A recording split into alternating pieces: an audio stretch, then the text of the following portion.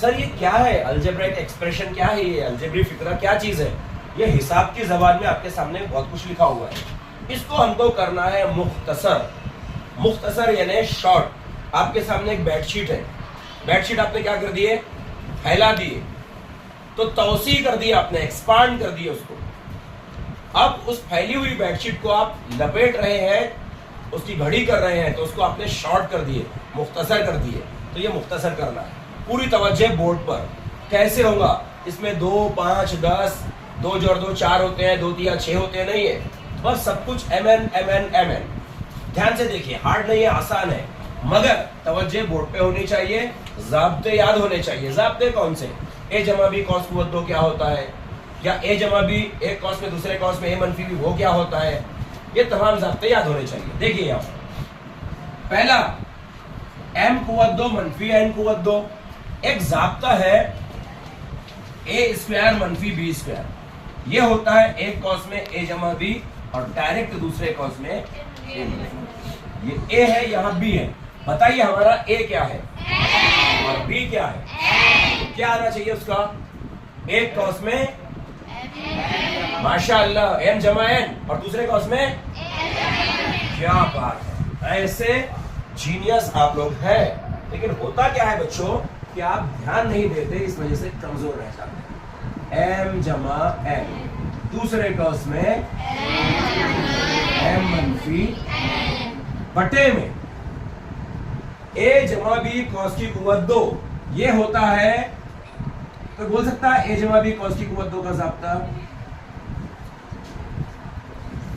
हाँ, ए जमा b cos की कुव्वत 2 बराबर ए की कुव्वत 2 जमा 2ab जमा बी की कुव्वत 2। माशाअल्लाह, बिल्कुल सही जवाब। A plus b bracket square is equal to a square plus twice a b plus b square. A जमा बी कॉस की कुव्वत 2 बराबर ए की कुव्वत 2 जमा 2ab जमा बी की कुव्वत 2। सही बोले आपने, शाबाश, माशाअल्लाह। तो ए की कुव्वत 2 मतलब ये ए है और ये बी है। ए की कुव्वत 2 मतलब m की कुव्वत 2 जमा 2ab मतलब 2 mn, फिर जमा n की कुव्वत 2 यानी बी की कुव्वत 2। समझ गए? Yes sir. और आगे m कुव्वत 2 जमा mn जमा n कुव्वत 2। अभी हम थोड़ी देर के लिए इसको ऐसे ही रखते हैं, m कुव्वत 2 जमा mn जमा, इसको ऐसे ही रखते हैं। क्यों? हम ये देखेंगे कि आगे इसका कहीं पर इस्तेमाल होता है या नहीं। अगर नहीं हुआ तो इसकी तरतीब हम तब्दील करेंगे।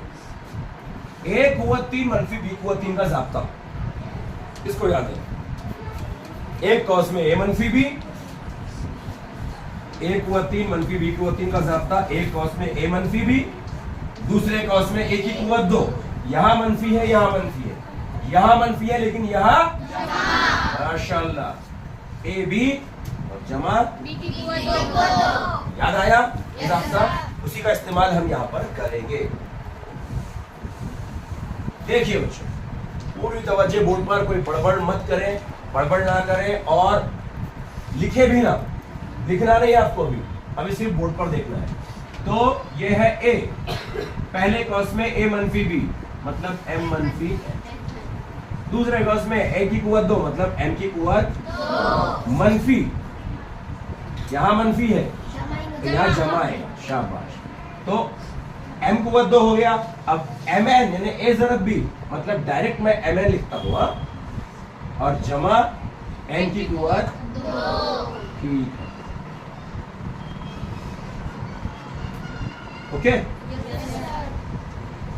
देखिए प्यारे बच्चों, यहां पर इसको कॉस लगा दिए, यहां पर इसको अगर कॉस लगा दिए तो इसका मतलब ये सारे कॉस टाइम है ज़र्ब में, और जब ये सब ज़र्ब में है तो क्या ये कॉस सेम सेम दिखाई दे रहा है? प्यारे बच्चों ऐसा है कहीं 2 ज़र्ब 5 बटे 3 ज़र्ब 5, इस तरह की अगर कहीं कंडीशन आती है तो ये 5 कट सकते, कैंसिल हो सकते, क्योंकि ज़र्ब है, हाँ, जमा या मनफी में नहीं होता। अब चूंकि यहाँ कौसैन के बीच में कोई अलामत नहीं है जमा मनफी की, इसलिए इसका मतलब ज़र्ब है। तो सीधा सीधा ये क्या हो जाएगा? पूरा कॉस कट हो गया, वो mn नहीं, पूरा कॉस कैंसिल हो गया, सेम सेम है ना। वो क्या बचा है उसे लिख लीजिए। सर 8 कॉस में m जमा n बचा है, दूसरे कॉस में और बटे में m कुवत जमा 2mn n कुवत और यहाँ पर m मनफी। प्यारे बच्चों ध्यान से देखिए, अगर ये m मनफी n को मैं कैंसिल कर देता हूँ पूरे कॉस को, तो क्या बचा है और बटे में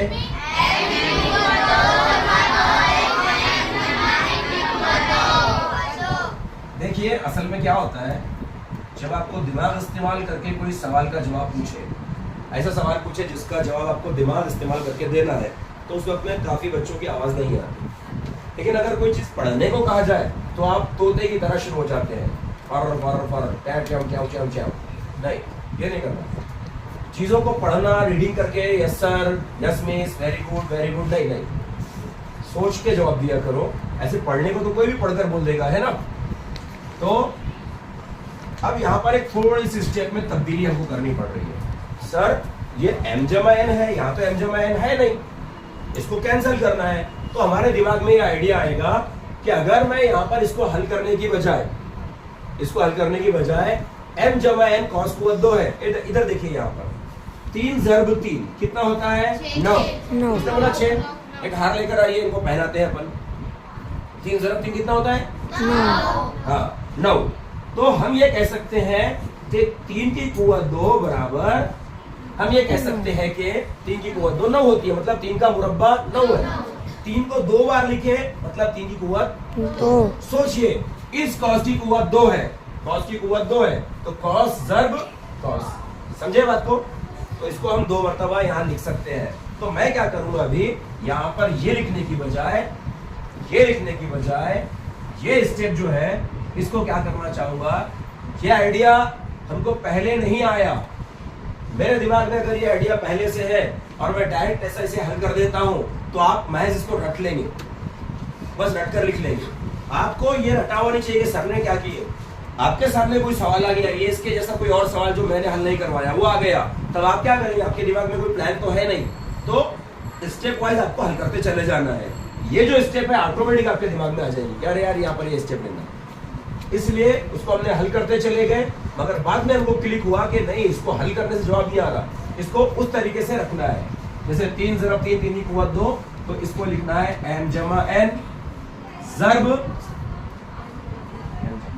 या ज़रब चाहो तो लिखो, चाहो तो मत लिखो, दोनों कॉस है मतलब ज़रब है। ये 3 ज़रब 3 को हमने क्या लिखे थे, 3 की कुवत 2, तो कॉस की कुवत 2 मतलब कॉस ज़रब कॉस, समझ लीजिए कॉस का मतलब 3 है। ऐसे बोर्ड पे देखिए, सेम यहाँ पर भी क्या आ गया, m जमा n और ज़रब, यहाँ पर भी क्या आ गया, अब वो वहां कैंसिल हो सकता था लेकिन हमने उसको यहाँ पर बढ़ा दिए। यहीं पर देखिए ये m जमा n है और ये m जमा n है, दोनों में से कोई भी एक कॉस। अब ये स्टेप आने वाली नहीं है, अगर यहाँ कैंसिल हो जाता है, एक स्टेप और कम होगी तो क्या बचेगा बोलिए, नहीं, ऊपर कुछ भी बाकी नहीं रहा। जब कुछ भी बाकी नहीं रहता तो होता है एक। बटे में सोचिए क्या बाकी है, m जमा, ये हो गई मुख्तसर सूरत किस चीज की, इस सवाल की। ये सवाल था, फाइनल जवाब ही आ गया, मुख्तसर खत्म हो गया। समझ में आया आपके? अगर इस सवाल में आप चाहेंगे कि 2 दूनी 4 और 3 तिया 6, 3 तिया 9 हो, 2 दूनी 4 हो और 3 और 3 6 हो, 5 दूनी 10 हो, 5 और 2 7 हो, 3 तिया 9 हो, 3 और 3 6 हो, जमा ज़रब नहीं, जमा ज़रब है नहीं, आदाद नहीं है, सिर्फ अल्फा हरूफ है, यहाँ पर अल्फाबेट्स है, mn लॉजिक मंतिक इस्तेमाल की गई है, ज़ाब्ते इस्तेमाल किए गए हैं, इसी का नाम रियाजी है। बच्चों को समझता है आमतौर से लोगों को, जमा मनफी कर लिए तो रियाजी आ गया, मैथमेटिक्स आ गया, नहीं, ये है मैथमेटिक्स। ईमानदारी से बोलिए कितनों को ये समझ में आया है? अगर मैं इसे मिटा देता हूँ यहाँ से, तो क्या आप ज़बानी बोर्ड पर आकर इसे हल कर सकते हैं? कितने बच्चे कर सकते हैं? शाबाश, ठीक है, चलिए बंद कर दीजिए।